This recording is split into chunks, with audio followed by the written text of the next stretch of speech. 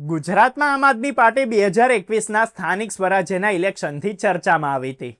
એની અગાઉ 7 વર્ષ સુધી ગુજરાતમાં મતથી આપ કોઈ જ અસર ઊભી નહોતી કરી શકી, પણ 2021માં સુરત મ્યુનિસિપલ કોર્પોરેશનના ઇલેક્શનમાં કોંગ્રેસ જોડે એક ટિકિટના નામે બબાલ કરીને જ્યારે ધાર્મિક માલવ્યા અને અલ્પેશ કથિરિયાએ આમ આદમી પાર્ટીને ટેકો આપ્યો હતો, ત્યારે ઇલેક્શનની અંદર અચાનક આપની ચર્ચા શરૂ થઈ ગઈ હતી. પાસના જૂના કાર્યકરોના સમર્થન અને ટીમના જોરે સુરતમાં કોર્પોરેશનની 120 સીટમાંથી આમ આદમી પાર્ટીને 27 સીટો પર જીત મળી હતી. એની ચર્ચા ગુજરાતભરમાં થઈ અને એનો ફાયદો આ રિઝલ્ટ પછી તરત જ થયેલા જિલ્લા અને તાલુકા પંચાયત અને નગરપાલિકાના ઇલેક્શનમાં આપને થયો, થોડો ઘણો થયો. એમાં રૂરલ અને સેમી અર્બન એરિયામાં પણ ક્યાંક ક્યાંક આપના ઉમેદવારો જીત્યા. જોકે આ બધું જ શરૂ થયેલું સુરતના વરાછા બેલ્ટથી. આ રિઝલ્ટ પછી આમ આદમી પાર્ટીએ મોટે પાયે પ્રચાર કર્યો, કરોડો રૂપિયાના ફંડ આવ્યા, એના જોરે એક માહોલ બનાવવાનો પ્રયત્ન કર્યો અને વિધાનસભાનું ઇલેક્શન લડ્યા. એમાં સીએમ ઉમેદવાર ઈસુદાન ગઢવીને જાહેર કર્યા, પણ અંતે 5 જ સીટોમાં સમેટાઈ ગયા. એની પછી લોકસભા ઇલેક્શન આવ્યું, એમાં આપ 2 સીટો પર લડી હતી. એ બંને સીટો પર આમ આદમી પાર્ટીની હાર થઈ. પણ અહીંયા વાત કરીએ સુરતની જ, તો સુરતમાં આપના 27 કોર્પોરેટરો જીત્યા હતા. એમાંથી 13 કોર્પોરેટરો તો ભાજપમાં જોડાઈ ગયા. હવે જે 14 વધ્યા એમાંથી કેટલાય તોડબાજી કરતા, ઉઘરાણીઓ કરતા પકડાયા. અમુક તો રંગે હાથ પકડાઈને એમના પરના આરોપો સાબિત થતા જેલમાં ગયા. બાકી બચ્યા એમાંથી કેટલાયને હવે ઇલેક્શન નથી લડવું, કેટલાય નિષ્ક્રિય થઈને બેઠા છે, તો કેટલાકે પ્રજાના કંઈ જ કામ ના કરતા હવે ઇલેક્શન લડશે ને એ લોકો તોય ખરાબ રીતે હારી જાય એવું કહેવાય રહ્યું છે.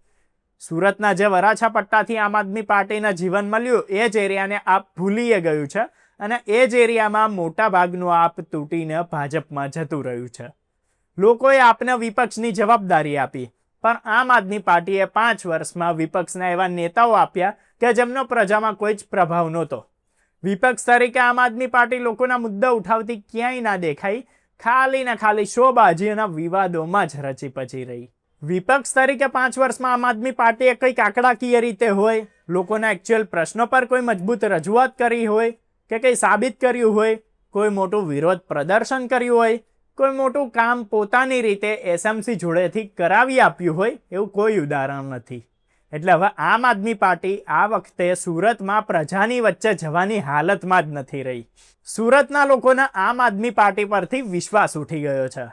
આપમાંથી કોઈ જ આશા નથી રહી કે પછી હવે કોઈ એમના વાયદા વચનોમાં લોકો આવશે નહીં, કેમ કે એક મોકો આપ્યા પછી એ લોકોએ પ્રજાના કામો કરવાના બદલે વિવાદો અને પબ્લિસિટી સ્ટન્ટ જ કર્યા અને પૈસા બનાવીને ઘર ભેગા જ કર્યા.